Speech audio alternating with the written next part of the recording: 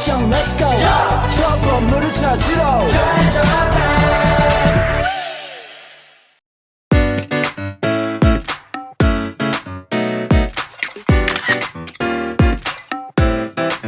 Satu, paleantropologi adalah bagian ilmu yang meneliputi asal-usul atau terjadinya evolusi manusia dari bagian tubuh yang telah membatu. Dua, antropologi fisik adalah bagian dari ilmu antropologi yang mencoba mencapai suatu pengertian tentang sejarah bahan penelitiannya, ciri-ciri tubuh, baik dari yang lahir fenotip, warna kulit, rambut, dan lain sebagainya. Etnolinguistik atau antropologi linguistik, suatu ilmu yang meneliti. Penelitiannya berupa daftar kata, tata bahasa, dan beratus-ratus bahasa suku bangsa, lalu berkembang menjadi metode kebudayaannya.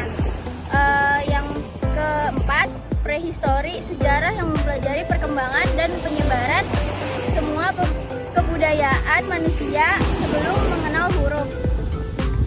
Yang kelima, etnologi adalah ilmu yang mencoba mencapai pengertian tentang asas-asas manusia dan mempelajari kebudayaan dalam kehidupan masyarakat dari berbagai suku bangsa.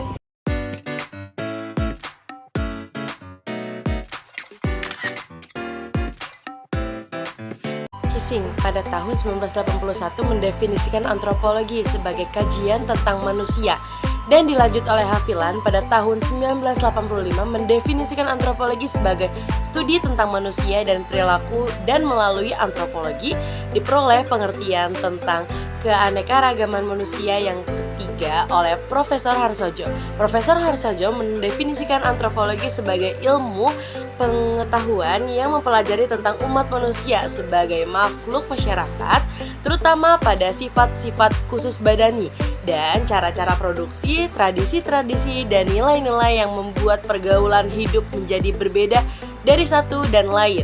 Dan yang terakhir, menurut Koenja Reningrat, pada tahun 2009 dia mendefinisikan bahwa antropologi adalah ilmu yang memperhatikan 5 buah masalah mengenai makhluk hidup, yaitu yang pertama, masalah pada perkembangan manusia sebagai makhluk hidup, dan yang kedua ada masalah pada sejarah terjadinya aneka bentuk makhluk manusia yang dipandang dari sudut ciri-cirinya, dan yang ketiga adalah masalah pada sejarah asal, perkembangan serta penyebaran sebagai macam-macam bahasa di seluruh dunia, dan yang keempat adalah masalah pada penyebaran dan terjadinya keanekaragaman kebudayaan di dunia, dan yang terakhir adalah masalah pada dasar-dasar keanekaragaman kebudayaan manusia dalam kehidupan masyarakat.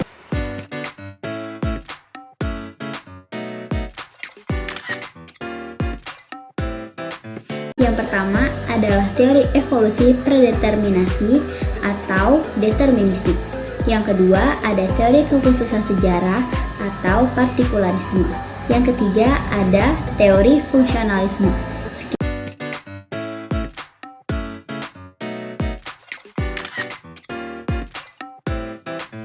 Teori predeterminasi beranggapan bahwa setiap kebudayaan mengalami evolusi dengan jalur dan fase yang sudah pasti, sedangkan teori partikularisme menentangnya, karena menurutnya teori tersebut terlalu prematur dalam memformulasikan hukum universal, karena teori tersebut hanya berdasarkan catatan harian pedagang, penjelajah, penyiar agama, yang dimana hal tersebut dipandang kurang objektif dan ilmiah. Ciri-ciri budaya haruslah dipelajari dan harus melakukan kunjungan ke lapangan untuk mendapatkan data-data yang relevan untuk menginterpretasikan suatu kebudayaan.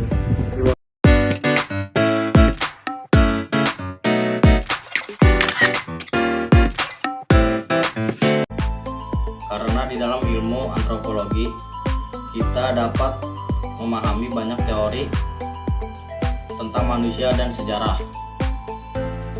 Karena ilmu antropologi mempelajari tentang banyak teori yang diantaranya memahami keanekaragaman budaya, mengembangkan wawasan global, mengatasi masalah sosial, menganalisis dampak globalisasi.